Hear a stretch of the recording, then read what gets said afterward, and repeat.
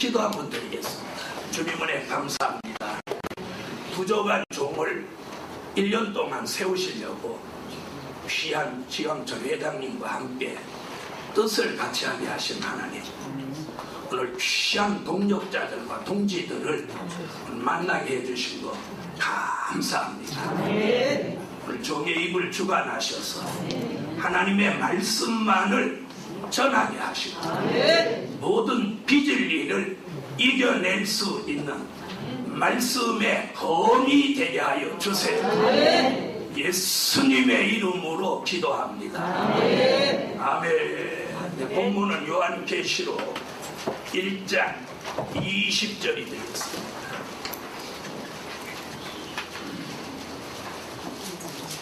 요한계시록 1장 20절. 자, 다 같이 한번 읽어보시죠. 내 본 것은 내 오른손에 7 별의 비밀과 7 금촛대라. 7 별을 7 교회의 사자요 7 촛대는 7 교회니라.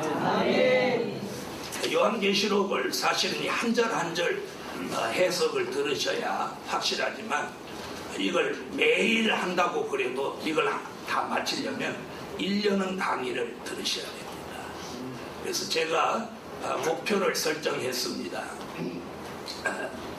요한계시록 1장 20절에 별의 비밀과 촛대의 비밀은 계시록 전장의 두 줄기의 흐름입니다. 그러니까 별이라고 하면 주의 종을 말하는 거고 촛대라고 하는 건 교회를 말하는 겁니다. 그러니까 계시록 전장에 걸쳐서 별의 비밀과 촛대의 비밀, 그러니까 어떤 종이 구원을 받고 어떤 종이 버림을 받느냐, 또 어떤 교회가 구원을 받고 어떤 교회는 버림을 받느냐. 자, 이렇게 말씀을 드리면 의욕을 가지는 분들이 상당히 많습니다. 주 예수를 믿으라, 그리하면 너와 내 집이 구원을 얻으리라고 했는데 왜 예수 믿고 버림받는다는 말이냐. 그것은 지난 2000년 동안 예수를 안 믿는 사람을 예수 믿게 했습니다. 믿게 했어요. 그런데 2000년 말기에 대해서 주의 재림이 임박할 때는 계시록을 통해서 그 교회들을, 주의 종들을 다시 점검한다는 거예요. 그러니까 바로 된 교회와 바로 안 된 교회, 바로 된 종과 바로 안 된 교회를 하나님이 갈라서 구분한다는 거예요. 이는 교파를 갈른다는 의미가 아니니까 오해 없으시기를 바랍니다. 그럼 우선 오늘은 별의 비밀, 다음에는 촛대의 비밀, 그리고 요한계시록 4장의 이 보좌 세계, 천국 교회의 비밀, 그 다음에 6장의 4대 병마의 비밀, 7장의 하나님의 인치는 비밀, 또 14만 4천, 그리고 8장과 9장에 걸쳐서 나팔의 비밀, 그리고 10장의 작은 책의 비밀, 그리고 11장의 두 증인의 비밀, 그리고 13장의 수정통치 시대의 비밀, 그 다음에 백보자 심판, 그리고 산자의 심판, 죽은 자의 심판에 대한 비밀, 그리고 예비처 보호처에 대한 비밀, 그리고 전쟁에 대한 비밀, 이런 말씀들, 그리고 주의 재림에 대한 비밀, 과연 주님은 언제쯤 오실 것인가. 또 이렇게 생각하면 또 시한부 같이 듣지 마십시오. 5월 21일 날 지난 미국의 라디오 방송 모체에서 한국에다가 일간신문에다 5월 21일 날 종말이라고 동아일보 신문 전면에 2번 실었어요. 또 시한부 종말론이 또 나옵니다. 그런데 21일 날 아무 일 없었습니다. 이런 일이 있었어요. 그 다음에 천년왕국, 그리고 우리가 들어가서 영원히 살게 될 무궁천리, 이거에 대한 것이 미래에 될 일인데 그 될 일을 요한계시록이 없이는 절대로 알 수가 없어요. 그래서 제가 지나온 수십 년의 주의 일을 하면서 느낀 게, 우리가 된 일에 대해서는 신학적으로도 정립이 돼 있고 이미 된 일에 대해서는 모르는 바가 없습니다. 그리고 메시지도 이제는 평준화되어 있습니다. 그러나 우리는 될 일에 대해서 취약하다는 겁니다. 그래서 선지서나 요한계시록에 대해서는 많은 학설들과 많은 비진리와 그리고 자칭 교주들이 나와서 역사를 하고 있지만 그거에 대해서 바른 진리로 그걸 막을 방법을 한국교회가 지금도 못 찾고 있습니다. 그래서 저는 지왕철 회장님 모시고 미약한 힘이지만 한번 복음을 위해서 힘을 다해서 하나님의 뜻을 이루어 드리려고 나섰습니다. 여러분이 많이 협력해 주시기를 부탁을 드립니다. 아까 회장님 말씀하셨는데 저는 기록을 잘하는 사람이니까 글씨를 좀 못 쓰더라도 이해하시고 밝은 눈으로 봐주세요. 자, 별의 비밀이라고 하는 것은 사도 요한은 두 가지로 말했습니다. 하나는 떨어진 별,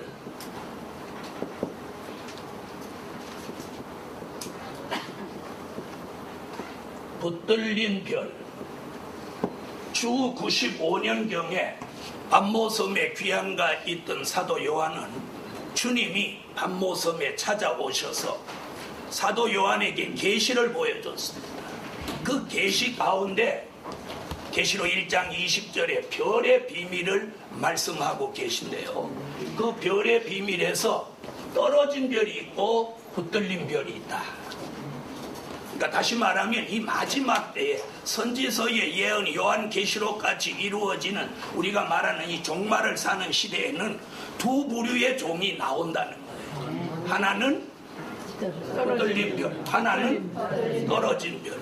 자, 그러면 이렇게 써놓고 어떤 종이 되시겠습니까? 그러면 나 붙들린 별 된다고 그러지 한 사람도 나 떨어진 별 되겠다 이러는 분은 만나본 적이 없습니다. 그러나 중요한 건 성경의 예언대로라면 누군가는 떨어진 별이 되고 만다, 나오고 만다, 이런 얘기 아니겠습니까? 그렇죠? 그렇다면 우리가 이 비밀을 알고 붙들린 별이 되기가 쉬울까요? 모르고 붙들린 별 되기가 쉬울까요? 알고. 바로 그래서 아는 게 힘이다. 근데 문제는 제가 만나본 많은 사람들이 모르면서도 우긴다는 거예요. 모르면서도 막 뻑뻑 우겨. 그래서 결국은 성경 변론은 목소리 큰 사람. 그래서 성경 변론하고 교통사고는 목소리 큰 사람이 이기는 거예요, 결국. 이긴다고 해서 진리는 아니죠. 그래서 저는 떨어진 별이라고 하는 건 그럼 성경의 인물 중에서 누구라고 말할 수 있느냐 생각해 보았더니 그 사람이 엘리 제사장입니다. 그럼 붙들린 별을 누구라고 보느냐 그러면 그 시대에 사무엘이다 이렇게 생각합니다. 엘리 제사장이 누굽니까? 3대 직분을 받은 종입니다. 사사, 제사장, 선지자. 거기에 비하면 사무엘이라고 하는 이 아이는 엘리 제사장 그늘 밑에 있는 몸종입니다. 그런데 엘리 제사장에게는 하나님이 계시를 보이지 않고 사무엘에게 계시를 보였습니다. 그렇죠? 자, 그 하나만 보면 엘리 제사장이 사무엘한테 뭐라고 그랬느냐면 이렇게 말했습니다. 여호와가 네게 보여준 계시를 내게 말하지 아니하면 너는 저주를 받는다. 자, 엘리가 떨어진 별이 아니라면 사무엘아, 지난밤에 여호와가 내게 계시를 보여줬는데 너에게 보여준 계시와 나한테 보여준 계시를 한번 맞춰보자꾸나. 이렇게 말해야 정상 아니겠습니까? 엘리 제사장이 신령한 하나님과 영적으로 교통하는 종이라면. 그렇죠? 그런데 그 밤에 하나님의 음성을 사무엘이 들었단 말이에요. 엘리 제사장이 사무엘이 하나님의 음성을 들은 걸 알았단 말이에요. 그 이튿날 아침에 사무엘을 협박해서 얻은 비밀이 뭡니까? 자기 집안이 망한다는 비밀입니다. 그래서 저는 과거에 떨어진 별 그러면 이는 엘리 제사장 같은 사람이다. 그럼 떨어졌다는 의미가 뭐냐? 하나님과 영적 관계가 끝이 났다. 오늘 회장님이 말씀하신 많은 주의 종들이 형식적으로 그렇게 가면서 내적으로 하나님의 역사를 못 받는 거라고 말씀하셨어요. 떨어진 별입니다. 엘리는 하나님과 영적 관계가 끝이 난 사람이에요. 사무엘은 하나님과 영적 관계가 계속 지속되는 종입니다. 자, 이것을 서두로 해서 제가 시작을 하겠습니다. 요한계시록에서는 붙들린 별의 종말과 떨어진 별의 종말을 예언했습니다. 자, 첫째, 떨어진 별의 비밀. 떨어진 별은 세 부류로 나타납니다. 세 부류. 그러니까 붙들린 별은 한 부류인데 떨어지는 별은 제가 깨달은 거 보니까 세 부류라는 거예요. 그러니까 붙들리는 것보다는 뭐가 더 쉽다는 거예요? 떨어지기가 더 쉽다는 거예요. 우리가 한번 보세요. 우리가 잘 믿기보다는 잘못 믿기가 쉬운 거 아닙니까? 그래서 떨어진 별 세 부류. 첫째, 강과 물샘에 떨어진 별입니다. 요한계시록 8장 10절로 11절을 다 같이 찾으십시오. 요한계시록 8장 10절로 11절.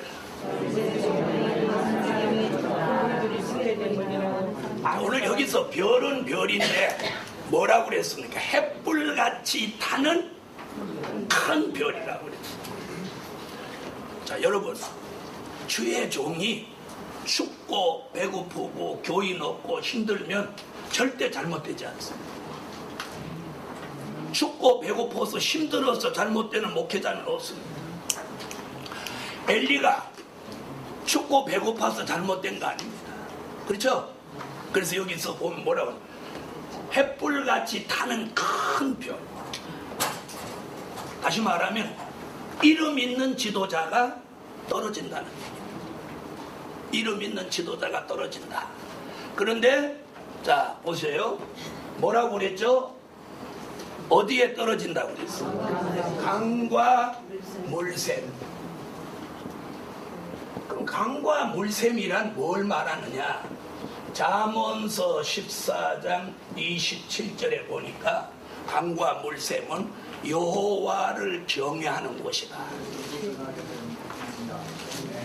자, 강과 물샘이라고 하는 곳은 은혜 역사가 있는 교회. 다시 말하면 별이 떨어지는데 교회 내부적으로 떨어진 별이라는. 자, 그 떨어진 별이 강과 물샘에 떨어졌는데 그 별 이름이 바뀝니다. 그 별 이름이 뭐라고 하죠? 쑥이라고 그럽니다. 그 별 이름이 쑥이에요. 분명히 아까 읽을 때 계시록 8장 10절로 11절에 쑥이라고 그랬죠? 별이 별이라 해야 되는데 쑥이라는 거예요. 우리가 별똥이라는 말도 있죠. 그렇죠? 하나님의 종이 하나님의 장중에 붙들려 쓰여질 때는 별인데 떨어지면 쑥이라는 거예요. 그럼 이 쑥이라는 것을 어떻게 우리가 찾아볼 거냐? 아모스 5장 7절, 아모스 6장 12절에 그 답이 나옵니다. 자, 아모스 5장 7절. 자, 누가 얼른 찾아서 다 읽고 다 찾아가고 읽으려니까 시간이 너무 가고 제가 오늘 할 말이 너무 많아요. 그러니까 아모스 5장 7절 누가 찾으셨으면 얼른 한번 읽고. 공법을 인진으로 변하며 정의를 땅에 던지는 자들아. 자, 여기 보면 그 말씀대로 뭐라고 그러죠? 공법을 인진. 공법 인진. 자, 그 다음 6장 읽어주세요. 말들이 어찌 바위 위에서 달리겠으며 소가 어찌 거기 바깔겠느냐. 그런데 너희는 공법을 쓸개로 변하며 정의의 열매를 인진으로 변하며. 자, 공의를 뭐라고? 쓸개. 또 인진. 자, 인진이 뭐죠? 약속을 인진이라고 합니다. 쑥 중에서도 가장 질이 좋은 쑥을 인진이라고 합니다. 자, 그런데 잘 들어보세요. 그럼 아모스라고 하는 선지자는 왜 그날 아모스 그 선지자가 이런 예언을 했을까 하고 그 배경을 보니까 그 당시 왕이 누구냐? 여러분 잘 아는 여로보암이라고 하는 왕 중에 가장 악한 왕을 여로보암 왕으로 우리가 압니다. 그렇죠? 그 여로보암 왕 당시에 이 아모스가 뽕나무를 배양하던 사람이 선지자로 나와서 이 예언을 하는데 그 이면에 무슨 일이 있느냐면 아마샤라는 제사장이 있었습니다. 이 아마샤라는 제사장이 여로보암 왕 정권을 등에 업고 하나님의 선지자 아모스를 비판합니다. 그 아모스를 읽어보면 그러면서 예언을 못하게 합니다. 아모스는 예언 못하게, 예언하지 마라. 그때의 아모스 입에 하나님이 주신 말씀이 이거예요. 아멘. 공의로운 법이 뭡니까? 말씀입니다. 아멘. 말씀. 이 세상에 아무리 율법전서가 온전하다고 해도 공의로운 하나님의 말씀에 비교하겠어. 공의로운 하나님의 말씀을 뭘로 바꿔? 쑥으로 바꾼다고. 쑥으로 바꿔. 쑥 얘기가 여기 있다. 그래서 계시록 8장의 쑥의 해답을 여기 가서 찾아야 돼. 그래서 성경에서 성경의 답을 찾아야죠. 그 다음에 공의를 쓸게 인진으로 바꾼다. 다시 말하면 이게 무슨 얘기냐? 굉장히 중요한 얘기입니다. 자, A라는 종이 하나님의 말씀을 읽을 때는 말씀인데 그 말씀이 그 종을 경유해서 전해질 때는 쑥이 된다. 이게 얼마나 무서운 얘기인지 아시죠? 여기 많이 계신 동역자 여러분, 우리가 하나님의 말씀을 전할 때 고민해야 됩니다. 다시 말하면 우리는 교인들이 못 알아듣는다고 생각하면서 그걸 알아듣기 쉽게 풀어서 준다는 게 쑥을 만들어준다는 거예요. 쑥을 만들어준다. 그러면 양은 뭘 먹어야 되죠? 신선한 꿀을 먹어야 되는데 전부 쑥을 먹이니까 양들이 다 병들어 버렸다. 쑥이라는 얘기가 어디서 나왔냐면 여기서 나와. 아마샤라는 제사장이 아모스 선지자 틀렸다, 너는 여기서 예언하지 마라, 쫓아냅니다. 정권을 등에. 그 사람 입에서 나오는 게 쑥입니다. 아모스 선지자의 입에서 나오는 게 참 말씀이요 진리입니다. 그렇다면 그 당시에 붙들린 별은 아모스, 떨어진 별은 아마샤라는 얘기입니다. 이런 얘기가 요한계시록에서 우리 시대에 붙들린 별과 떨어진 별이 나온다는 걸 보여주고 있습니다. 이게 쑥입니다.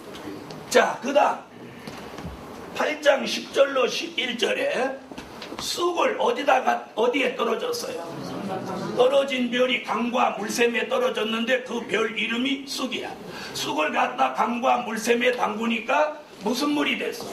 쑥물이 됐어. 쑥물이 됐어. 그럼 이 쑥물이 뭐냐?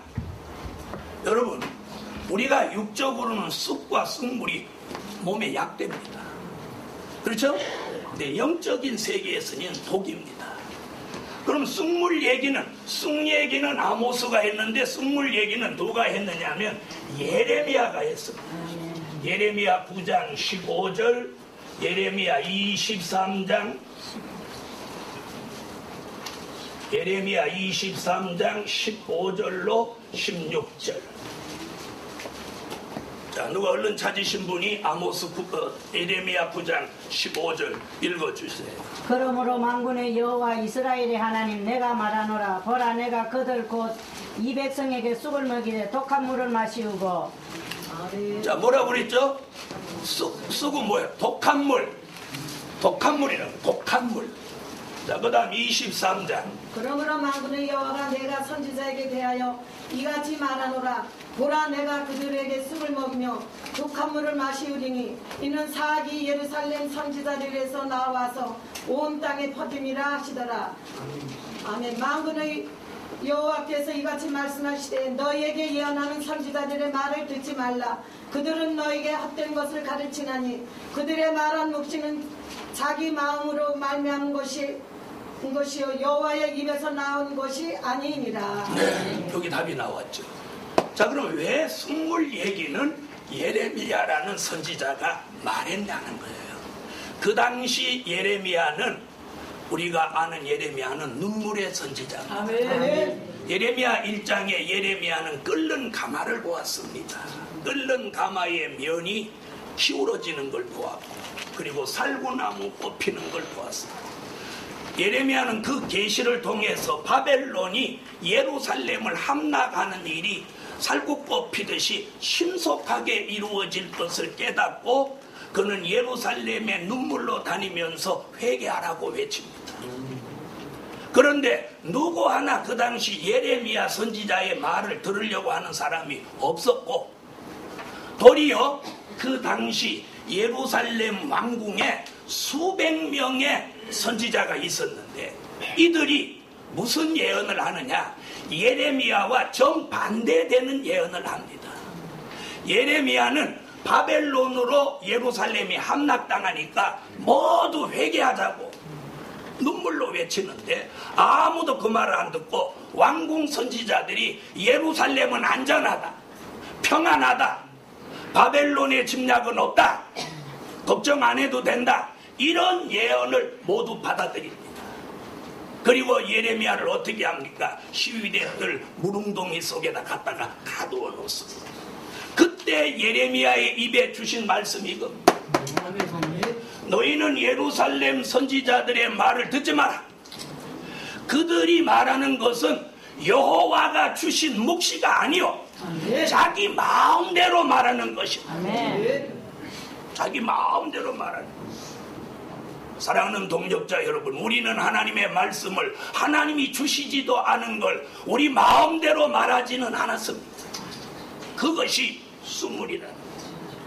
다시 말하면 수백 명의 왕궁 선지자가 예언한 말씀은 숭물이고, 내가 전하는 것이 생수다.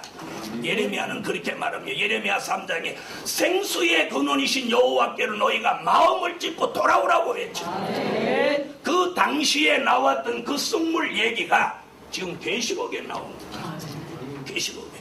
그러니까 아모스 선지자, 예레미야 선지자가 예언한 말씀이 우리 시대에 요한 계시록에 와서 이 강과 물샘에 떨어진 별이 쑥이 돼가지고 하나님이 주시지 않은 걸 자기 마음대로 말한다는 거예요.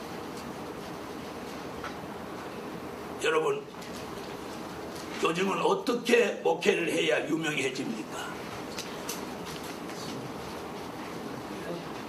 그건 여러분한테 제가 묻는 게 잘못이죠. 개그를 해야 됩니다. 개그를 해야 유명해집니다. 아시겠습니까? 여러분, 아무리 멋있는 용어나 단어, 그리고 감미로운 용어나 단어를 써서 사람의 귀를 즐겁게 할지를 모르지만 거기 생명은 없습니다. 네. 생명의 기운은 오직 말씀과 진리에만 있습니다. 네. 말씀과 진리에만 있습니다. 네. 얼마나 감미로운 말을 잘하는지 모릅니다. 여러분, 그 당시 예레미야의 말은 씁니다. 왜? 바벨론이 돌아와서 예루살렘 함락한다니까 전쟁이 일어나고 다 망한다는 얘기입니다. 그런데 왕궁 선지자들은 뭐라고 하죠? 전쟁은 없다, 평안하다, 안전하다. 누구 말이 감미롭나요? 이 왕궁 선지자, 그 다음에 새에 밀립니다. 예레미야는 혼자입니다. 힘도 없습니다. 지원해주는 사람도 없습니다. 그런데 왕궁 선지자들은 수백 명이 단합을 해서 마치 교권이 압박하듯이 예레미야를 압박합니다. 그런데 여호와의 말씀이 예레미야에게 와서 외치는 내용은 뭐냐? 그들이 하는 사악한 교훈은 숭물이다. 너희가 들어서도 안 되고 먹어서도 안 된다. 그런데 예레미야가 죽기 전에 무슨 일이 발생했습니까? 바벨론은 예루살렘을 함락했고 그 아름다운 그 솔로몬 성전은 다 무너져 버렸어요. 그럼 누구의 말이 맞았나요? 오늘도 마찬가지입니다, 여러분. 소수의 말은 간 곳이 없습니다. 많은 유명세를 가진 유명한 사람들의 수가 이걸 다 희석시켜버려요. 그러나 성경의 예언은 그 종에게 하나님이 말씀을 주셨냐 안 주셨냐는 거예요. 그 당시 아마샤에게 말씀을 주시지 않고 아모스에게 주셨고, 왕궁 선지자에게 주시지 않았고 예레미야에게 주셨어요. 어느 시대든지 참 선지의 말은 귀에 거슬리는 겁니다. 그 당시도 어떠했겠습니까? 수백 명이 전쟁 없다고 하니까 아무래도 그 말이 맞겠다. 야, 전쟁 없는 게 좋지. 그러나 전쟁은 일어났습니다. 이스라엘 민족의 구심점이 되는 솔로몬 성전은 터벅없이 무너지고 그들이 자랑하는 법궤가 사라져버렸습니다. 그것이 무슨 이유니까 참 선지자를 알아보지 못한 죄요, 하나님의 말씀을 듣지 않으려고 하는 그들에게 내린 재앙입니다. 여러분. 오늘 우리 시대도 마찬가지입니다. 선지자가 이렇게 예언했습니다. 듣기 좋은 말을 해달라, 부드러운 말을 해달라고 사람들은 요구한다고 그랬어요. 그러나 참 하나님의 사람은 부드러운 말을 하는 게 아닙니다. 칼 같은 말을 해줘야 돼요. 마음을 찢을 수 있게 해주셔야 돼요. 자, 이게 쑥물입니다. 이런 쑥물이 우리 시대에도 흐른다는 거예요. 교회 안에서. 누군지는 모르지만 성경은 그렇게 예언하고 있습니다. 이럴 때 강과 물샘에 떨어진 별이 쑥물을 낼 때 저와 여러분은 말씀과 진리를 통해서 성령의 생수를 흘러내시자는 거예요. 아멘. 이런 일이 있겠다. 자, 이것이 강과 물샘에 떨어진 별에 대한 이야기입니다. 자, 그럼 이런 종이 나온다고 했으니 나올까요, 안 나올까요? 나오겠죠? 아니, 이미 나왔습니다. 나왔지만 저 사람이다 아니다 아무도 그렇게 말할 수는 없습니다. 자, 그 다음 두 번째. 자, 이번에는 땅에 떨어진 별입니다. 계시록 9장 1절로 3절. 땅에 떨어진 별. 계시록 9장 1절로 3절 읽어주십시오. 닷새 천사가 나가 형세를 받았더라. 아멘. 자, 그럼 어디 떨어졌대 이번에는? 땅에 떨어졌다. 그럼 땅 얘기는 요한 계시록 10장 2절을 보겠습니다. 요한 계시록 10장 2절. 한 분이 계속 읽지 말고, 그 손에는 펴놓인 작은 두루마리를 들고 그 오른발은 바다를 밟고 왼발은 땅을 밟고.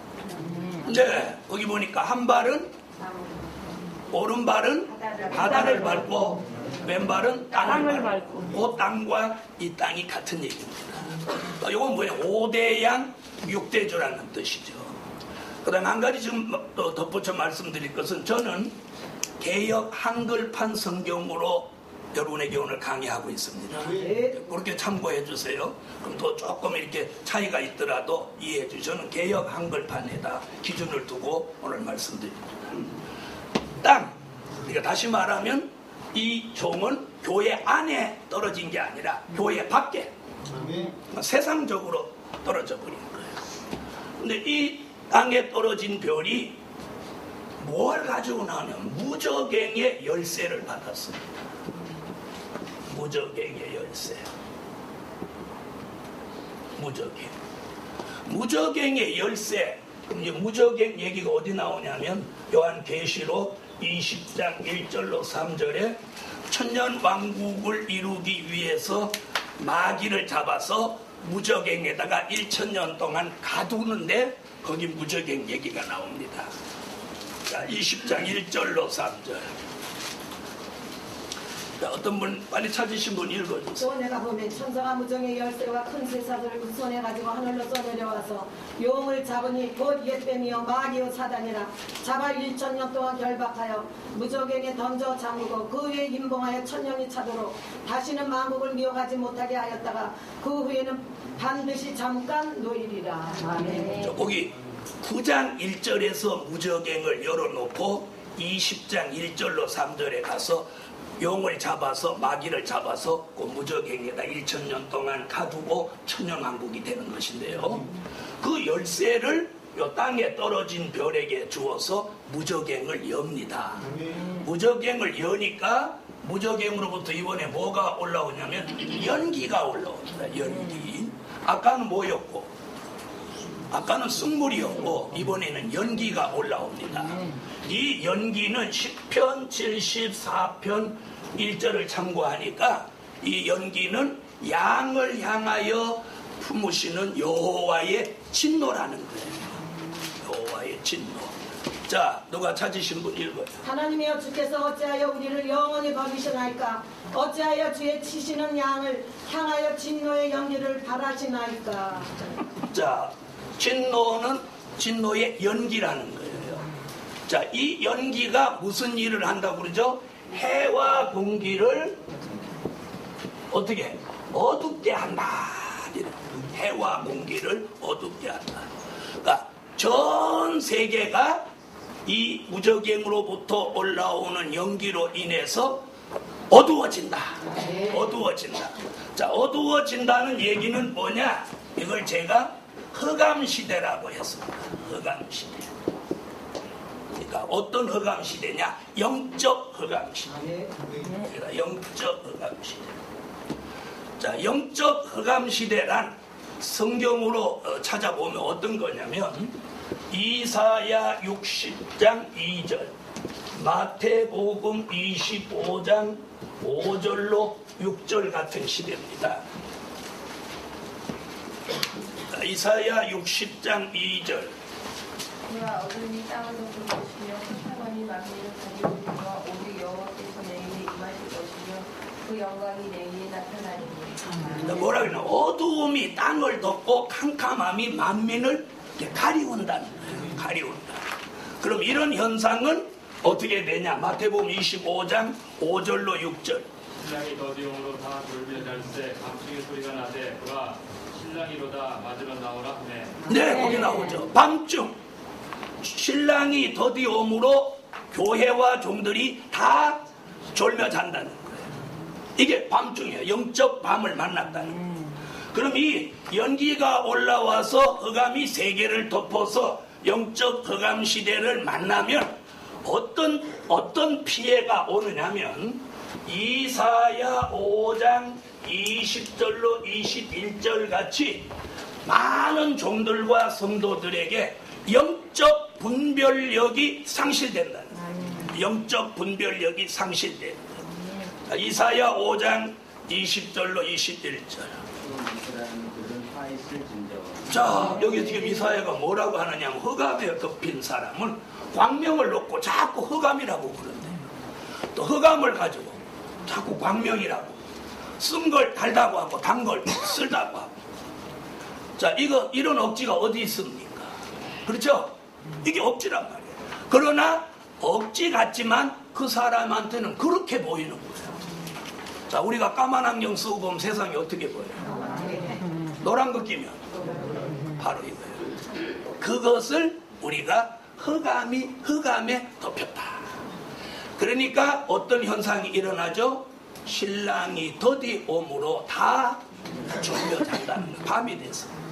그래서 지금 누가 주의 재림이 임박하니까 우리가 이렇게 믿어서는 안 된다. 회개하자. 마음을 찢자.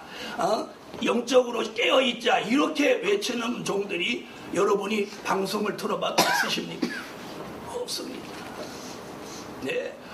그냥 예수 그리스도가 믿으면 그냥 다 뒤집어지는 겁니다. 대박 나는 겁니다.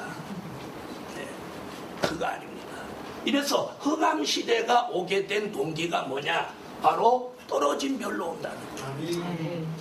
그러니까 떨어진 별로 인해서 쑥물 먹고 중독돼서 비틀거리고, 흑암을 마시고 분별력을 상실해버리고, 그러니까 뭐가 진리인지 뭐가 비진리인지, 뭐가 진정한 예수인지 뭐가 참 생명의 길인지 못 찾는 거예요.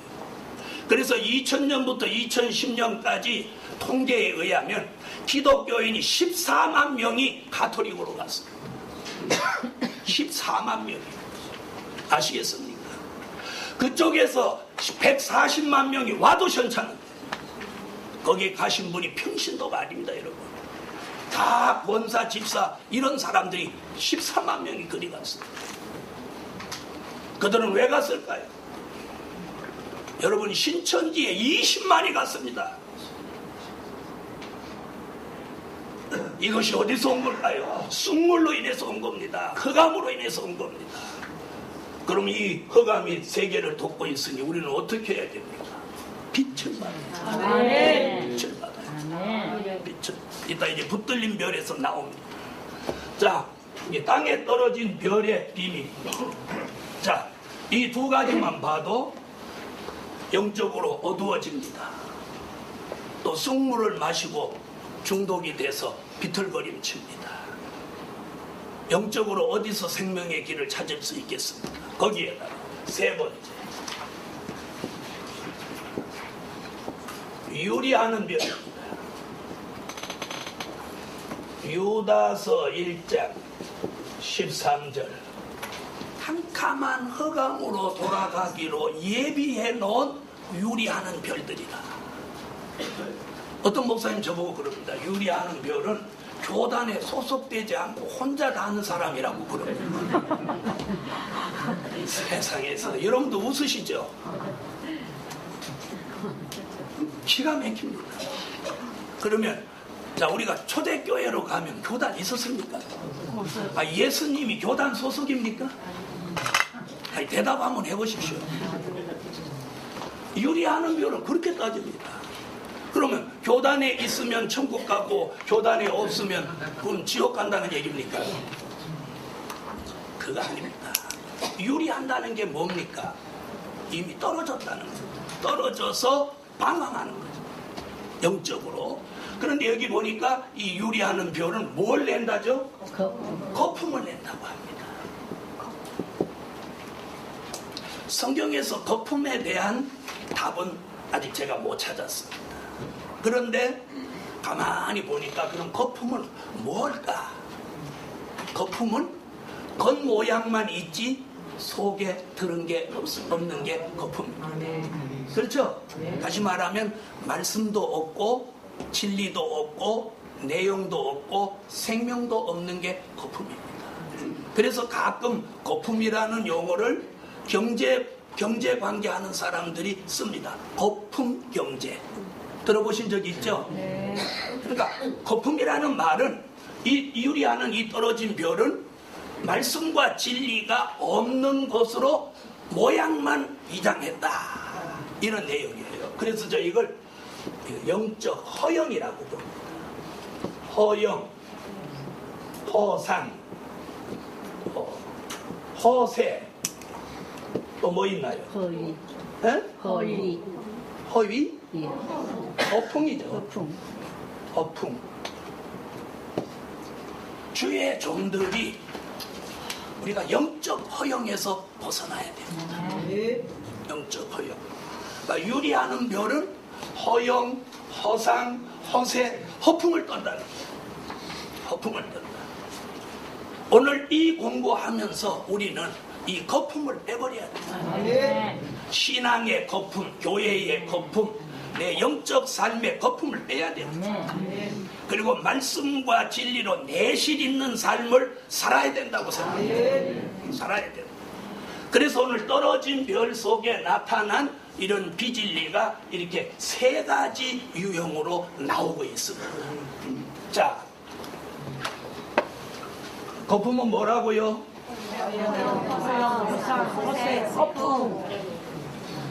이제 우리 허세, 허영, 허풍, 허상 버리고 말씀과 진리로 내실 있는 삶을 사십시오.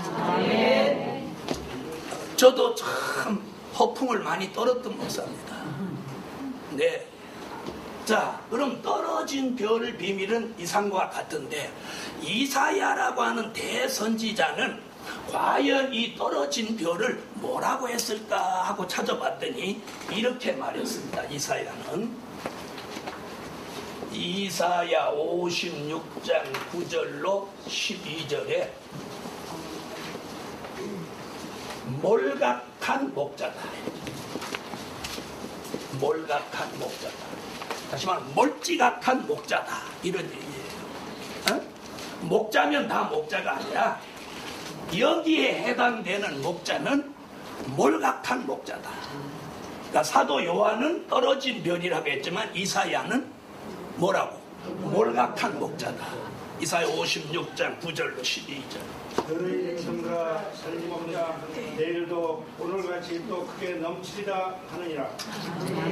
자, 그럼 우리 다 같이 한번 읽어보면서 요 내용에 자기는 하나라도 해당되나 안 되나 한번 읽어보십시오. 다 같이 거기 하나라도 해당되면 안 됩니다. 자, 다 같이 한번 읽어보세요. 들의 짐승들아 살림의 짐승들아 나와서 살기라. 그 가신 것은 순경이요 마음지하며 덩어리개라. 눈이 짓지 못하며 다 꿈꾸는 자요 꿈꾸는 자요 잔자리를 좋아하는 자니 이 개들은 화력이 심하여 족한 줄을 알지 못하는 자요 그들은 몰각한 목자들이라.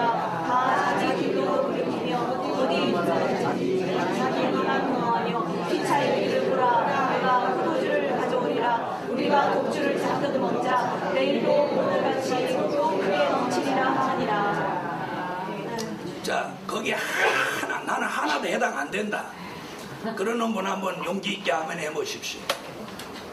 예, 우리가 그 말, 이사야의 예언에 한 사람도 자유로울 사람 여기 없어요. 거기 보니까 잠자기 좋아하고, 눕기를 좋아하고, 또요, 자기 이익만을 추구하고, 그리고 바른 말을 성도들이 잘못해도 바른 말을 못하고, 그래서 뭐라고? 짖지 못하는 개라고 했어요. 여러분, 우리가 정말 주의 일을 하면서 욕심을 우리가 얼마나 가지고 있어요. 욕심. 우리 욕심. 여러분, 몰각한 목자. 그러면서 매일매일 포도주와 독주에 취해 살면서 내일도 또 취하겠다고 한다면 이게 무슨 얘기입니까? 실제 술 먹는 얘기가 아닙니다. 이 포도주와 독주라는 말은 세상에 도취됐다는 뜻입니다. 그러니까 세상의 연락과 즐거움에 도취된 사람. 그러면 개척교회에 생활비 100만 원도 없어서 절절매는 목사님은 이거 상관없는 얘기입니다. 그러니까 때로는 이 시대에 가난한 목회자가 복 있는지 모릅니다. 그런데 어떤 목회자가 가난한 걸 좋아하는 분이 어디 계십니까? 안 그렇습니까? 네? 자, 이사야는 이렇게 말했습니다. 몰각한 목자다. 몰각한 목자다. 이렇게 말했습니다. 그럼 예수님은 뭐라고 하셨을까? 예수님은 뭐라고 하셨을까 봤더니 예수님은 이렇게 말씀하셨다. 불법을 행한 종이라. 마태복음 7장. 불법을 행한, 하나님의 뜻대로 하지 않는 불법을 행한 종이다. 이렇게 말씀하셨다. 자, 누가 읽어주세요. 나더러 주여 주여 하는 자마다 천국에 다 들어갈 것이 아니요 다만 하늘에 계신 내 아버지의 뜻대로 행하는 자라야 들어가리라. 그날에 많은 사람이 나더러 이르되 주여 주여 우리가 주의 이름으로 선지자 노릇하며 주의 이름으로 귀신을 쫓아내며 주의 이름으로 많은 권능을 행치 아니하였나이까 하리니 그때 내가 저희에게 밝히 말하되 내가 너희를 도무지 알지 못하니 불법을 행하는 자들아 내게서 떠나가라 하리라. 주의 종들이 가장 설교를 꺼려하는 부분입니다. 자, 그럼 이 종이 어떤 종입니까? 능력이 없는 종일까요? 주의 이름으로 귀신을 쫓아냅니다. 주의 이름으로 선지자 노릇합니다. 또 뭐라 그래요? 많은 권능을 행한다. 그런데 여기 결말은 어떻게 됐죠? 주님이 모르시고 너를 모르노라. 그 내용을 읽어보니까 주여 주여 하는 자마다 다 천국에 들어갈 것이 아니요 하늘에 계신 내 아버지 뜻대로 하는 자라야 들어간다. 그 뜻대로 하지 않은 자의 결말을 불법을 행한 종이라고. 많은 종들은 이 부분을 가지고 불법을 행한 걸 죄졌다고 그럽니다. 천만에요. 여러분, 주의 종이 이 정도 능력을 가진 사람이 죄를 지면 얼마나 지켰습니까? 그렇지 않습니까? 네, 요한 1서 5장에 보니까 죄는 두 가지가 있는데 사망에 이르는 죄가 있고 사망에 이르지 않는 죄가 있다고. 사망에 이르지 않는 죄는 육이 연약하여 짓는 죄, 회개하면 사함받는 죄. 그러면 사망에 이르는 죄는 뭡니까? 믿지 않는 죄입니다. 자, 이 종이 불법은 죄 그 정도 아닙니다. 하나님의 뜻대로 하지 않은 겁니다. 그럼 그 하나님의 뜻은 어떤 것이냐 하는 건 또 차후에 말씀을 드리기로 하고, 예수님은 우선 이 떨어진 별에 대해서 불법을 행한 종이다 이렇게 말씀하셨습니다. 아멘. 자, 그러면 사도 요한은 그러면 또 뭐라고 했느냐? 사도 요한은 이렇게 말했습니다. 요한계시록 2장 2절에 자칭 사도라고 했습니다. 자칭 사도. 계시록 2장 2절에 자칭 사도. 그냥 사도야지 자칭 사도는 안 되는 거예요. 그렇죠? 자칭 사도 읽어주세요. 내가 내 행위와 수고와 내 인내를 알고 또 악한 자들을 용납지 아니한 것과 자칭 사도라 하되 아닌 자들을 시험하여 그 거짓된 것을 네가 드러낸 것과. 자칭 사도 나오죠? 자, 그러면 그 당시 사도 요한이 지금 7교회 중에 제일 첫 번째 등장한 에베소 교회에다가 자칭 사도를 지적하고 있습니다. 그 다음에 사도 요한은 요한계시록 2장 20절에서 또 무슨 얘기하냐면 자칭 선지자 얘기합니다. 계시록 2장 20절. 그러나 내게 책망할 일이 있노라. 자칭 선지자라 하는 여자 이세벨을 내가 용납하느니 그가 내 종들을 가르쳐 꿰어 행음하게 하고 우상의 재물을 먹게 하는도다. 자칭 선지자. 자, 여기서 보면 사도면 그냥 사도지 자칭 사도, 선지자면 그냥 선지자지 자칭 선지자. 자, 이 얘기를 2장에서 꺼낸 사도 요한이 8장과 9장에 와서 그것을 이제 뭐라고 하죠? 떨어진 별. 떨어진 별. 자, 여러분, 오늘 제가 이렇게 설명드린 이 내용은 안 믿는 사람이 아닙니다. 믿는 사람들 가운데서도 평신도가 아니고 지도자입니다. 지도자가 떨어진 별이 된다, 몰각한 목자가 된다, 불법을 행한 종이 된다, 자칭 사도다, 자칭 선지자다. 이 사람을 이제 결말이 어떻게 되느냐? 사도 요한은 이렇게 말합니다. 계시록 13장 11절로 18절에 가서 이 사람이 결국 거짓 선지자다 이렇게 말합니다. 거짓 선지자. 계시록 13장으로 가겠습니다. 계시록 13장 11절로 18절까지 떨어진 별이 계시록 13장 수정통치 시대에 이르면 그 본색을 이제 드러내는데, 거짓 선지자가 무슨 짓을 이제 하느냐면, 자, 뭐라고 그랬냐면 하늘로 불을 끌어내린다. 하늘로 불을 끌어내려. 자, 그럼 하늘로 불을 끌어내리는 걸 사도 바울은 데살로니가 후서 2장 9절로 12절에 이걸 거짓 기적이라고 그랬습니다. 자, 마귀 역사를 통해서도 기적이 일어납니다. 그래서 우리는 눈에 보이는 기적을 따라가면 안 되고 말씀과 진리를 따라가면 됩니다. 자, 데살로니가 후서 2장. 자, 읽으세요.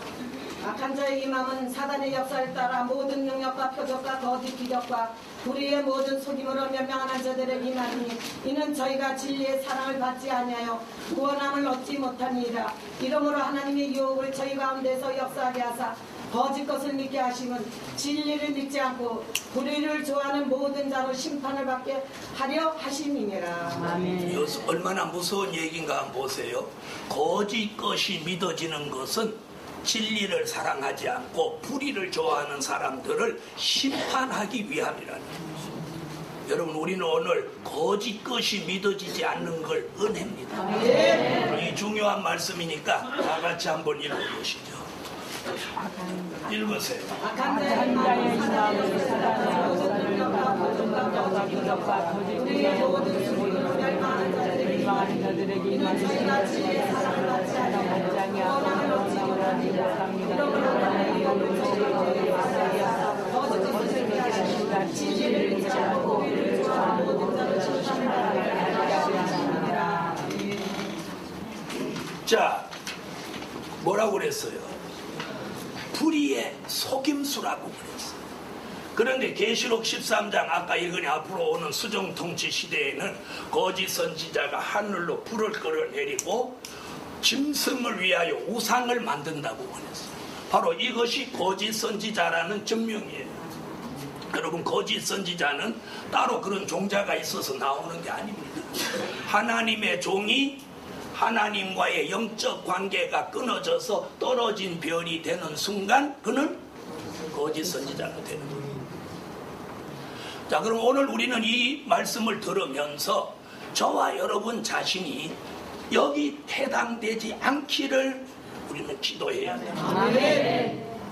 자, 그래서 우상을 만들고 더 무서운 건 우상 속에다가 생기를 넣어 우상이 말을 한다는 거예요. 그런데 오지도 듣지도 다니지도 못하는 우상이 말을 한다는 거예요. 그래서 그 우상 얘기를 요한계시록 9장 20절의 우상이 바로 13장 11절로 18절 안에 나오는 우상과 같은 우상이에요. 계시록 9장 20절 읽으세요. 이 재앙에 죽지 않고 남은 사람들은 그 손으로 행하는 일을 회개치 아니하고 오히려 여러 귀신과 또는 보거나 듣거나 다니거나 하지 못하는 금은 동과 목석의 우상에게 절하고. 뭐라고 그랬죠? 금, 은, 동, 목, 석으로 만든 우상에게 절한다. 우상이 어떤 우상이에요? 다니거나 보거나 듣거나 다니거나는 못하는데 말하지 못한다 소리가 안 나오죠. 안 나오죠. 계시록 13장에 앞으로 우상이 말하는 시대가 온다는 겁니다. 이것을 계시록에서 계시록 13장 수정통치 시대라고 합니다. 다시 말하면 그리스도의 왕국, 천년왕국이 오기 전에 수정통치 시대가 먼저 온다는 것. 이런 무서운 시대가 온다는 거죠. 자, 그러면서 뭐가 나오죠? 짐승표가 나오는데 짐승표 666이 이때에 나옵니다. 오래전에 대한민국에서도 바코드가 짐승표라고 막 신문 쪼가리를 들고 다니면서 전 기독교를 휘저은 일이 있었습니다. 그런 게 아닙니다. 바코드는 짐승표가 아니고 실제 수정통치 시대에 가면 이마와 손에다가 짐승의 표를 하고 그 손에 표를 받아서 매매가 그걸로 성사되는 시대가 온다는 거예요. 손에 짐승표로 결제하는 시대가 오는 거예요. 지금은 카드나 아니면 현찰을 가지고 결제하지만 앞으로는 짐승표로 결제하는 시대가 온다는 거예요. 그 일을 주도하는 게 누구냐? 거짓 선지자예요. 자, 이런 거짓 선지자가 지금은 무엇으로 일을 하고 있어요? 하나님의 종으로 일을 하고 있다는 거죠.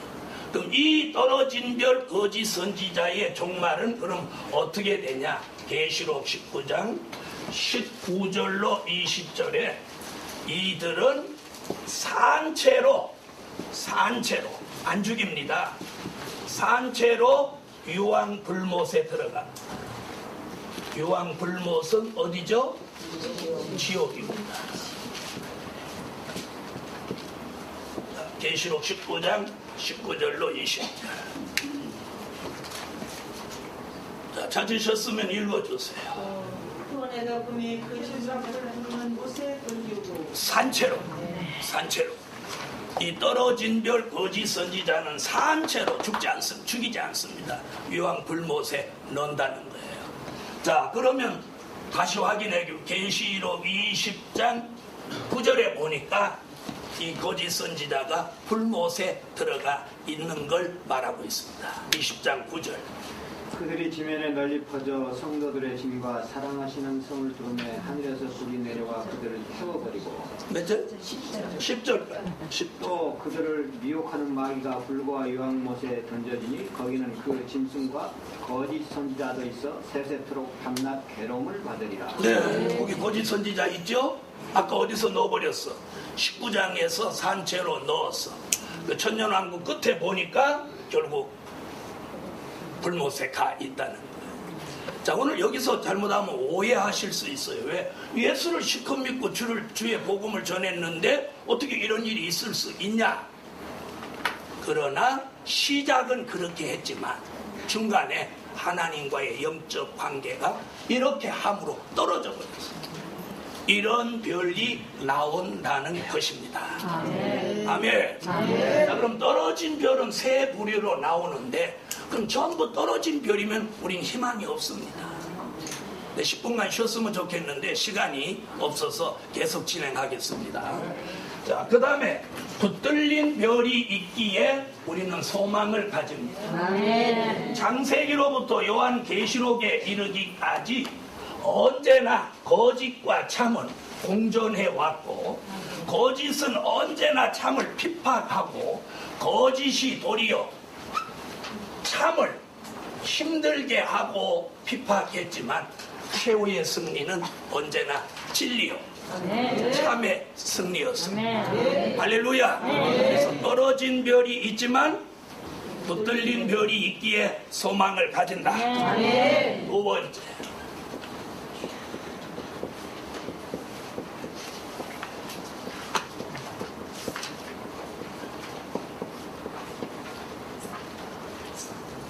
붙들린 별의 비밀. 아까 말씀드린 대로 떨어진 별은 세 부류인데 붙들린 별은 세 부류가 아닙니다. 자, 이사야라고 하는 선지자는 붙들린 별로 쓰여지는 종을 뭐라고 표현했느냐면 새 타작 기계라고 표현했어요. 새 타작 기계. 이사야 41장 8절로 15절. 이사야 41장을 한번 찾아보시죠. 그래서 부스러기를 만들 것이며 작은 단들로 벼같게 할 것이라. 자, 8절로 9절에서는 무슨 얘기를 하느냐면 선택하신다는 말세에 붙들린 벼로 쓰실 종은 8절로 9절에 내가 너를 선택했다. 아멘. 내가 주의 종 되겠습니다 이게 아니고 그분이 선택한다. 우리 장로교 교리로 말하면 예정 선택했어요. 그 다음에 9절에 보면 뭐라고 그랬느냐면 그 종이 조금 부족해도 싫어 버리지 않는다. 괜찮으면 하면 하세요. 싫어 버리지 않는다. 그래 놓고 10절에 뭘 약하냐면 5가지 약속을 합니다. 5가지 약속. 요 종에게 선택받은 세타자 기계로 선택받은 이 종을 붙들어 주시면서 5가지 약속을 주셔요. 그 약속이 뭐냐면 두려워 말라. 내가 너와 함께한다. 나는 너의 하나님이 되준다. 내가 너를 굳세게 해준다. 참으로 너를 도와준다. 그리고 그 5번째 약속이 나오죠. 나의 의로운 오른손으로 너를 붙들리라. 아멘. 자, 붙든다. 이 말을 붙든다. 이사야 63장 11절로 12절에 보면 여호와의 영광의 팔이 모세의 오른손과 함께했다. 모세의 손에서 지팡이를 들고 기적이 일어날 수 있었던 것은 여호와의 영광의 팔로 모세의 오른손과 함께 하셨기 때문이란다. 자, 이사야 63장 11절로 14. 백성이 옛적의 모세의 때를 기억하여 이르되 백성과 양떼의 목자를 바다에서 올라오게 하신 이가 이제 어디 계시냐? 그들 가운데 성령을 두시니가 이제 어디 계시냐? 그의 영광의 팔이 모세의 오른손을 이끄시며 그의 이름을 영원하게 하려 하사 그들 앞에서 물을 갈라지게 하시고 그들을 기품으로 인도하시되 광야에 있는 말같이 넘어지지 않게 하신 이가 어디 계시냐? 여호와의 영이 그들을 골짜기로 내려가는 가축같이 편히 쉬게 하셨도다. 이제 12절까지. 자, 영광의 팔로 모세의 오른손과 함께 하셔서 바다로 갈라지게 하셨다. 그게 다시 말하면 하나님의 손으로 우리를 붙들어 준다니까 여기를 이렇게 붙들고 다닌다 이런 게 아니죠. 다시 말하면 하나님의 능력을 그 종에게 주셔서 아까 회장님 말씀한 하나님의 영광을 그 종으로 나타내게 하는 영광을 나타낸다는 건 뭐냐면 하나님이 살아계신 증거를 타인이 믿게 하는 겁니다. 타인이 믿게 하는 거예요. 예를 들어서 오늘 제가 이 별의 비밀이라는 세미나를 통해서 전해진 말씀으로 여러분이 하나님의 이 마지막 섭리와 역사를 제대로 믿어진다면 저는 영광을 나타낸 겁니다. 할렐루야. 그래서 8절로 9절에 선택하고 좀 부족이 있어도 실어버리지 않는다. 그래 놓고 10절에 몇 가지 약속, 5가지 약속을 주시고 11절로 12절에 그를 대적하는 대적은 찾아도 만나지 못하도록 치워번진다. 괜찮으면 아멘 하세요. 대적이 많군요. 그 다음에 13절로 15절에 그 종을 도와서 새 타작 기계로 쓰시는데 새 타작 기계는 뭡니까? 추수하는 종입니다. 추수하는 종. 자, 기독교는 지난 2000년 동안 수도 없이 씨를 뿌려왔습니다. 이제는 거둬야 돼요. 저는 이번 세미나를 통해서 저와 여러분 모두가 이제 이 시대에 추수하는 종으로 탈바꿈하실 수 있는 계기가 되셨으면 좋겠습니다. 자, 여러분 왜 개척교회가 안 되고 전도가 안 될까요? 이제 씨 뿌릴 때가 지나서 안 되는 겁니다. 이제는 뿌린 씨를 거둬야 할 때가 왔어요. 그런 종을 이가 날카로운 새 타작 기계가 뭡니까? 새 타작 기계라고 하는 것은 고린도후서 5장에 보니까 그리스도 안에 있으면 너희가 새로운 피조물이라. 이전 것은 지나갔으니 보라 새 것이 되었도다. 이게 뭡니까? 예수 그리스도의 형상을 이룬 종입니다. 그런 종을 추수하는 새 타작 기계 추수하는 종으로 붙들어 쓰시겠다는 거예요. 그러므로 떨어진 별은 승물을 내고 흑암을 내고 거품을 내도 붙들린 종이 나와서 말씀과 진리로 하나님의 약속을 가지고 대적을 이기고 네가 날카로운 새 타작 기계같이 알곡을 모아드리는 일에 하나님이 쓰실 때 그 종의 머리에다가 신을 붓고 입에 말씀을 주고 손에 능력을 주고 심령에는 성전을 이루고 체질은 변화가 일어나게 해서 이 일을 하게 하신다. 오늘 이 약속이 저와 여러분에게 이루어지기를 예수의 이름으로 축원합니다. 이사야는 그걸 누구라고? 새 타작 기계라고 했습니다. 할렐루야. 자, 그 다음 다니엘이라고 하는 선지자는 뭐라고 했는지 보겠습니다. 다니엘은 궁창에 빛나는 별이라고 합니다. 다니엘서 12장 1절로 3절. 다니엘서 찾으십시오. 자, 찾으셨으면 읽어주세요. 그때의 네 민족을 위한 자는 별과 같이 영원토록 비치리라. 할렐루야. 자, 다니엘은 이 붙들린 별을 뭐라고 했느냐면 궁창에 빛나는 별빛 같은 종이다. 이 말은 무슨 말이에요? 저 궁창에 있는 별빛같이 떨어지지 않았다. 이런 얘기. 오늘 저는 여러분은 오늘 이 별 같은 종이 되시기를 예수의 이름으로 축원합니다. 이런 종에게다 무슨 약속을 했느냐면 미가엘 천사장으로 돕는 종이 되게 한다. 미가엘 천사장으로 못하게 한다? 돕는 종이 되게 한다. 자, 개국 이래로 없는 환란이 앞으로 일어납니다. 개국 이래로 없는 환란. 앞으로 지진, 해일, 그리고 기근, 인간 화산 폭발, 인간의 과학과 물질 문명의 힘으로는 절대로 해결할 수 없는 그런 엄청난 환란이 나라가 생긴 이후에 처음으로 그런 일이 일어난다는 거예요. 자, 12장 1절 읽어주세요. 그때 내 민족이 모든 자가 구원을 얻을 것이라. 자, 미가엘 천사장은 요한계시록 12장 7절로 9절에서도 하늘의 전쟁을 하고 한편으로 있습니다. 자, 계시록 12장 7절로 9절을 한번 보시죠. 하늘의 전쟁 읽으세요. 네, 미가엘 천사장이 공중 권세 잡은 마귀, 에베소 2장 2절 같이 공중 권세 잡은 이 사단의 무리를 미가엘 천사장이 공중에 와서 이걸 쫓아내는데 지금 그게 하늘의 전쟁입니다.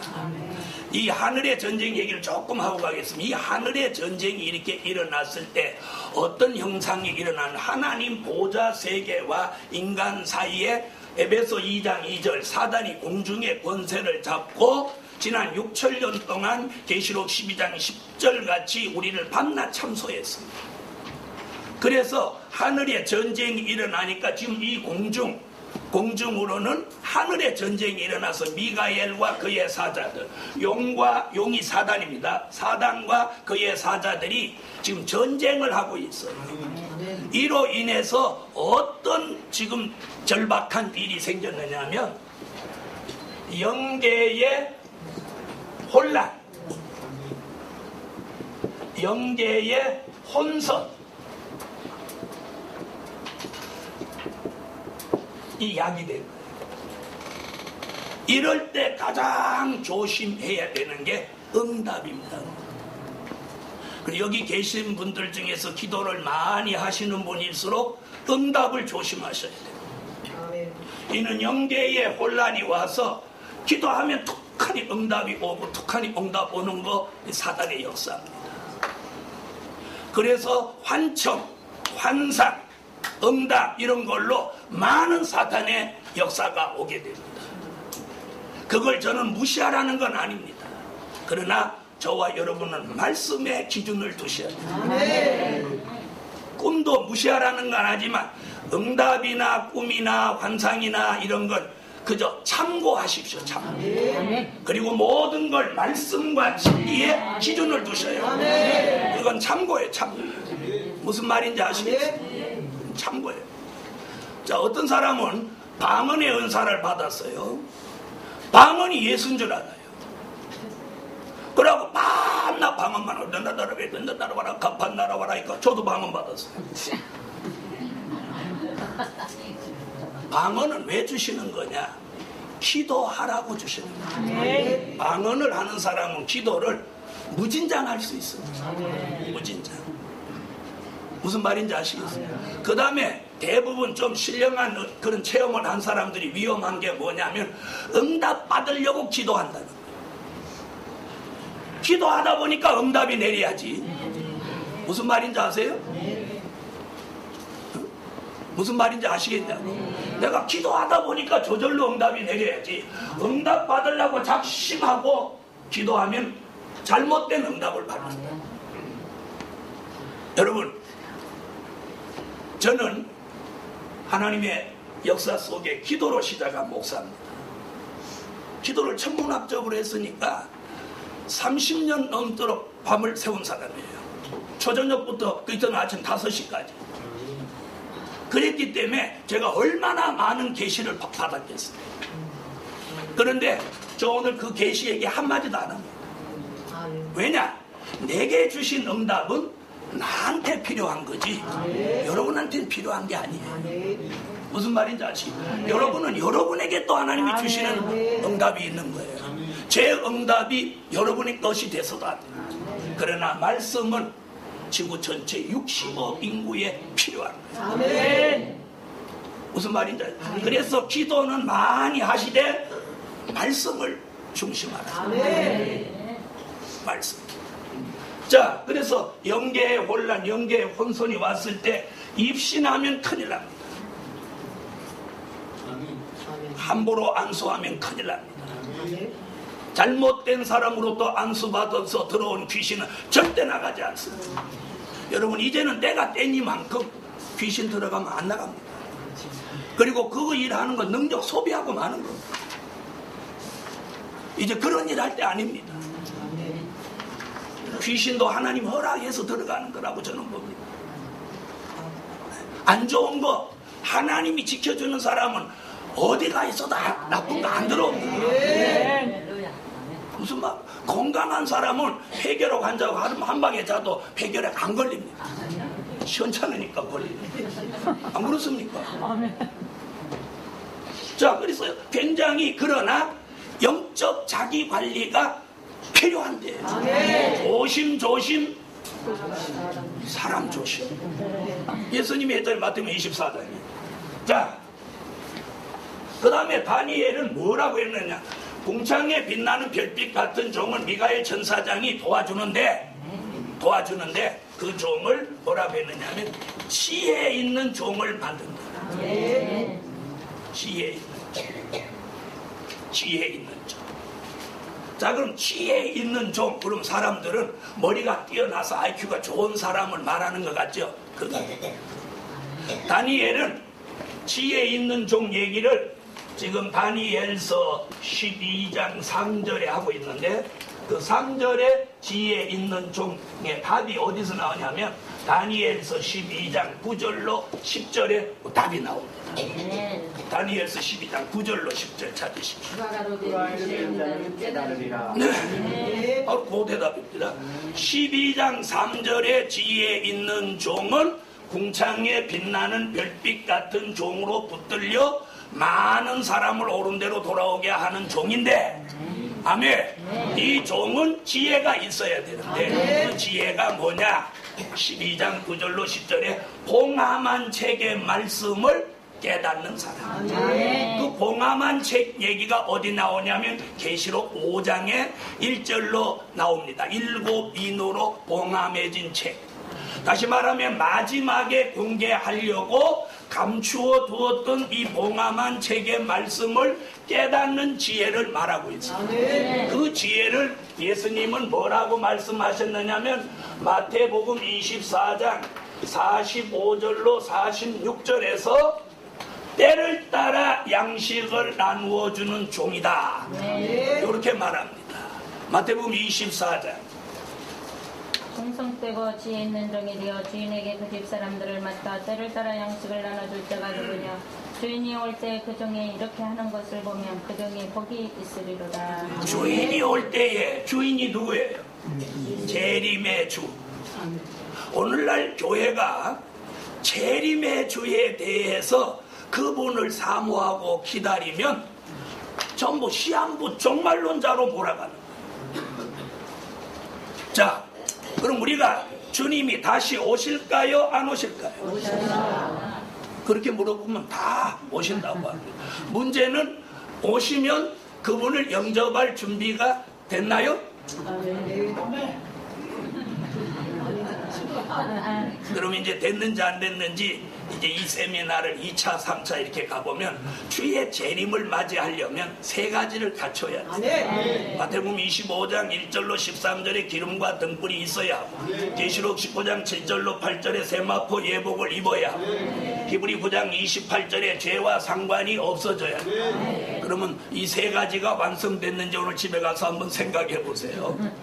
자, 여기 지혜 있는 종은 뭐라고 그랬어요? 때를 따라 양식을 나누어 주는 종이다.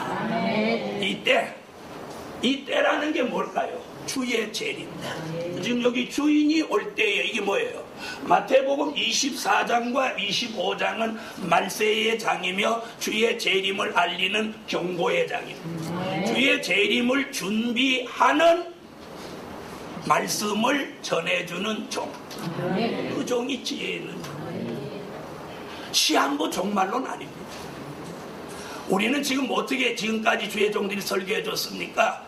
이러고 예수 믿고 있다가 어느 날 주님이 오시면 공중에 우리 다 올라간다고 그래요. 다 올라간다고 그럽니다. 다 올라간다. 다 올라가는지 안 올라가는지 이제 계시록 한 11장쯤 가면 답이 나옵니다. 누가 올라가고 누구는 못 올라가는지. 자, 그 다음에 지혜 있는 종은 뭐라고 그랬느냐면 궁창의 빛과 같이 빛날 것이요. 그랬죠? 그 지혜 있는 종은 빛을 바란다는 거죠. 빛을 바라는 종. 빛을 바래. 자, 주의 손에 붙들린 궁창의 별빛 같은 종은 빛을 바라는 거예요. 자, 그럼 여기서 빛을 바란다. 별은 스스로 빛을 발할 수 있는 에너지가 있는 게 아닙니다. 그렇죠? 해의 빛을 별이 받아가지고 반사합니다. 그렇죠? 스스로 에너지를 발생시켜서 빛을 발하는 게 아니에요. 그럼 이 얘기가 뭡니까? 하나님의 종은 스스로 사람을 살릴 수 있는 어떤 빛을 발할 수 있는 종이 아니에요. 하나님의 말씀, 하나님이 주시는 진리, 하나님이 주시는 은혜, 하나님이 주시는 빛을 받아가지고 반사하는 거예요. 그렇죠? 그게 별이란 말이에요. 그게 별이에요. 그러면 빛을 많이 받았으면 많이 반사할 거고, 적게 받았으면 적게 반사할 거고. 자, 그 빛을 바라는 거예요. 그러므로 사람을 살린다는 거예요. 그 빛이 왜 필요하나요? 아까 영적으로 흑암시대가 됐으니까 빛을 발해야 돼요. 그 빛을 이사야는 이렇게 말합니다. 이사야 2장 5절, 이사야 60장 1절로 3절, 이가 7장 7절로 8절, 데살로니가 전서 5장 1절로 6절. 자, 이사야 2장 5절을 찾으십시오. 야곱 족수가 우리가 여호와의 빛에 향하자. 아멘. 60장. 일어나라 빛을 발하라. 미가서 7장.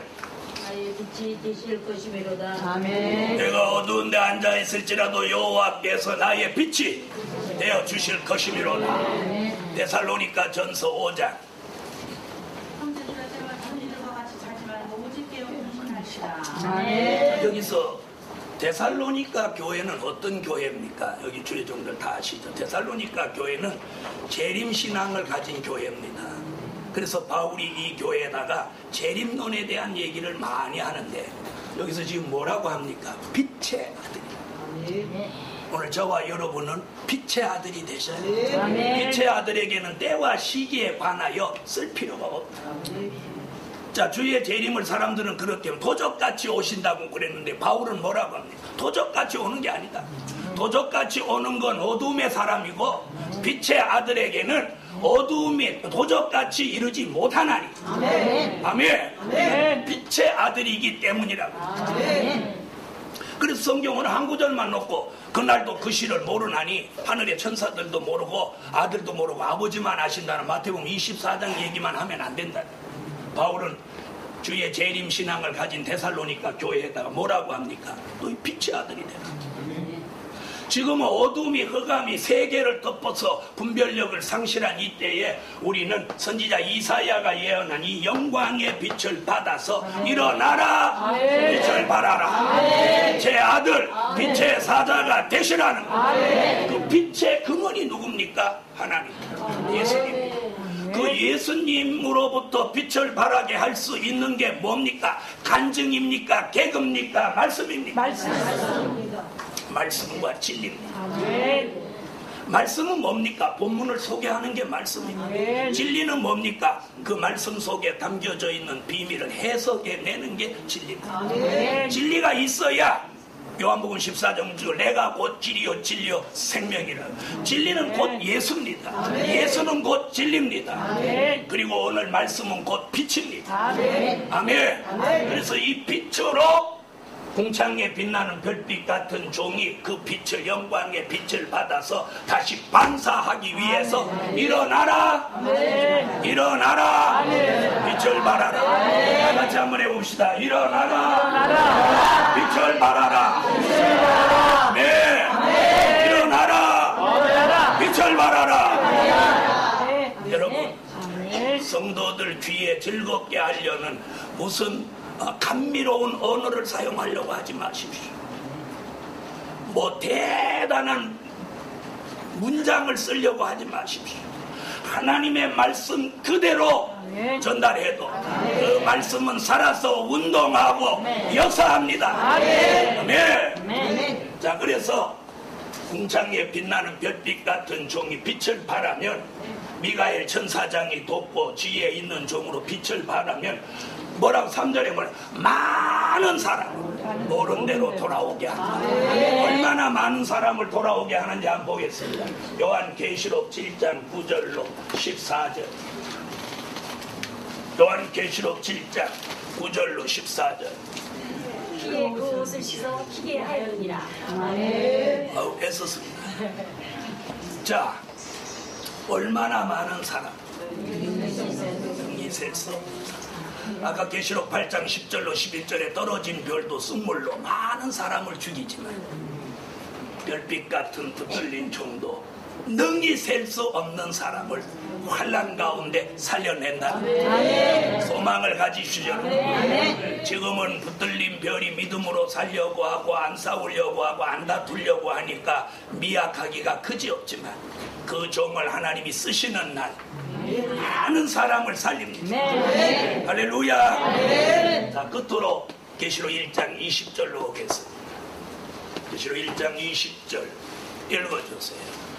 내 본 것은 내 오른손에 7별의 비밀과 7금쪽대라. 7별은 7개의 사자여 7족대는 7교입니다. 아멘. 자, 오늘 사도 요한은 주의 손에 붙들려 쓰여지는 이 종을 7별이라고 했습니다. 여기서 7별이라고 하는 건 주의 종 7명이라는 뜻이 아닙니다.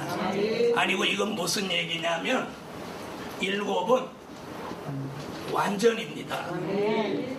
완전케 된 종을 말씀합니다. 완전케 된 종. 그럼 과연 우리는 완전해질 수 있냐? 히브리 6장 1절로 3절에서 그 답을 한번 찾아보겠습니다. 히브리서 6장으로 와보세요.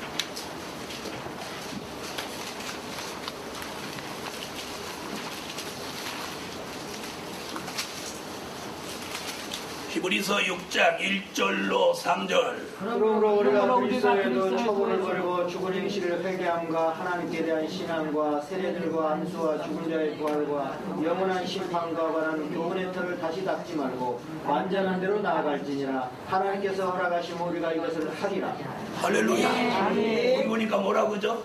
하나님께서 허락하시면 우리 다 맨날 하던 거 다시 닦지 말고 뭐다라고 완전한데 나아갈지니라. 아멘. 그런데 그 다음에 완전하게 되는 게 뭐라고 그랬어요? 하나님이 허락하시면 우리가 이 일을 하리라. 하나님이 허락하시면 아멘. 우리 불완전한 저와 여러분이 하나님의 허락으로, 하나님의 역사로, 아멘. 하나님의 능력으로, 하나님의 은혜로 완전해질 수 있습니다. 아멘. 그러니까 우리를 완전하게 할 수 있는 게 뭐냐? 그것을 성경에서 찾아야 돼요. 요한계시록 3장 1절을 찾으세요. 요한계시록 3장 1절. 사대교회의 사자에게 편지하라. 하나님의 7명과 7별을 가시니가 이르시되 내가 내 행위를 아노니 내가 살았다 하는 이름을 가졌으나 죽은 자로라. 자, 3장 1절에 무슨 얘기를 하느냐면 4대 교회에 예수님이 나타나셨는데 계시록에서 4대 교회라는 교회가 다른 교회도 그렇지만 아주 힘든 교회입니다. 살았다 하는 이름만 가졌지 죽은 교회라고 그러지. 신앙도 죽었고 기도도 죽었고 영계도 시들었고 병들었고 아주 교회가 죽은 교회예요. 그런데 그 교회에 예수님이 뭐라고 하냐, 7 영과 7 별을 가지시니가 가라사대. 그럼 자 보세요. 7 별 7 영. 다시 말하면 7 별같이 완전케 되는 종이 되려면 7 영의 역사를 받으라는 거죠. 그랬더니 누가 영이 7개냐? 그러니까 이단이다. 설교 다 들어보지도 않아. 7 영이라고 하는 건 잘못하면 이단으로 막 몰으려고 합니다. 자, 성령은 원래는 보혜사라고 성경에서 말씀하고 있습니다. 요한복음 14장 16절로 17절 26절에서 예수님이 보혜사라고 말씀했어요. 이 보혜사 약속은 어디서 이루어졌어요?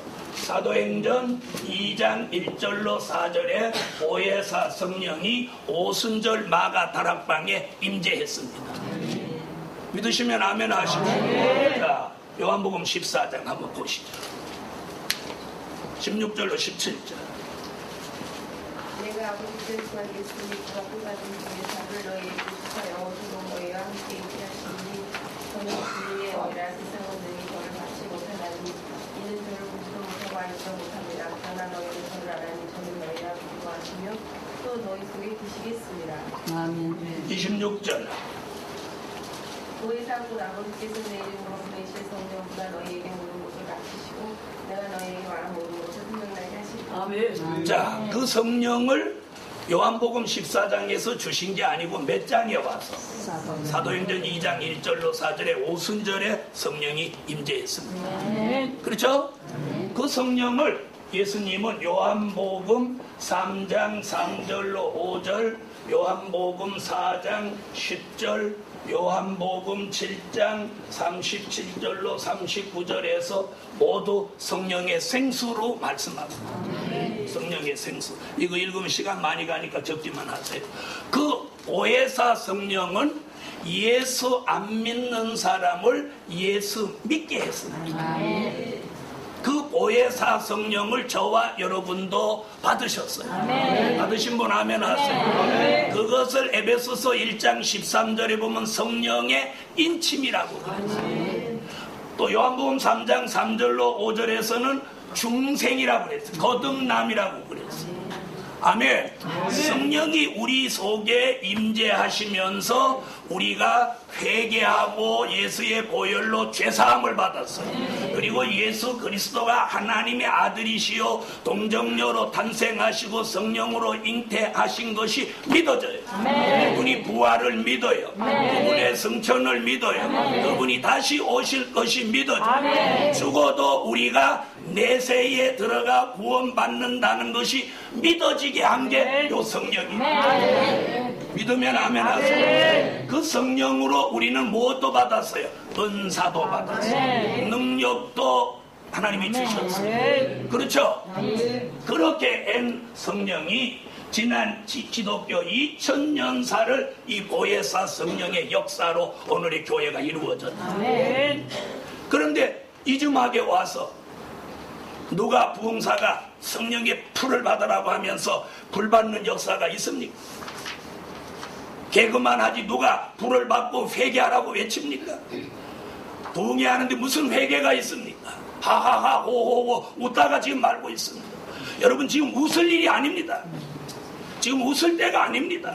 주의 재림이 임박합니다. 그리고 환란이 지금 눈앞에 쳐들어와 있습니다. 그럼 주의 종들이 회개를 외치고 사람들에게 하나님께로 마음과 생각이 돌아오도록 외쳐야 합니다. 이런 시대에 우리가 살고 있습니다. 그런데 계시록에서 왜 보혜사 성령이라고 하지 않고 7 영이라고 하냐는 거예요. 보혜사 성령이나 7 영이나 성령은 하나입니다. 이 소리를 안 하면 또 누가 이단이라고 할 거니까 확실하게 해요. 성령은 한 분이에요. 삼위일체 하나님, 아멘. 성령. 자, 그러면 보혜사 얘기를 누가 했나요? 사도 요한이 했어요. 그런데 요한계시록도 누가 기록했나요? 사도 요한이. 그럼 사도 요한이 보혜사를 몰라서 여기다가 7영이라고 기록했을까요? 안 그러죠? 그렇죠? 다시 말하면 기독교가 시작할 때 역사해 주시던 성령은 보혜사. 아멘. 기독교가 맞춰지는 종말의 역사에 다시 한번 역사해 주는 성령을 7영이라고. 그 7영의 역사를 요한계시록 1장 4절, 요한계시록 4장 5절, 요한계시록 5장 6절에서 7영 얘기를 계속하고 있습니다.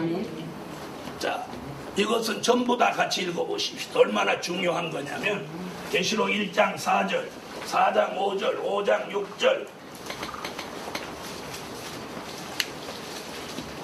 자, 찾으셨으면 읽으세요. 다 같이 읽어보세요.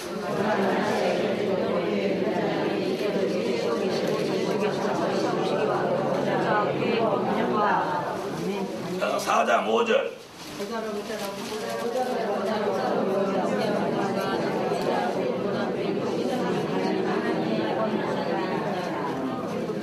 5장 6절.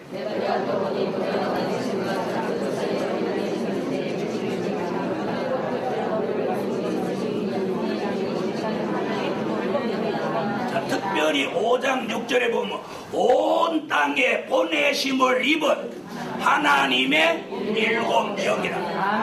온 땅에 보내심을 입는다고 그랬어요. 무슨 성령이? 7영의 역사가 온 땅에 보내심을 입는다. 바로 이런 역사를 하나님이 붙들어 쓰시는 말세에 뜻이 있는 종에게 이 역사를 부어서 이 성령에 이끌려 사람을 살리는 자. 그래서 붙들렸다고 합니다. 붙들려. 그래서 한편으로는 많은 주의 종들이 기독교에 이제 비전이 없다, 소망이 없다 그렇게 하는데 저는 계시록을 보니까 소망이 있습니다. 소망이 있습니다.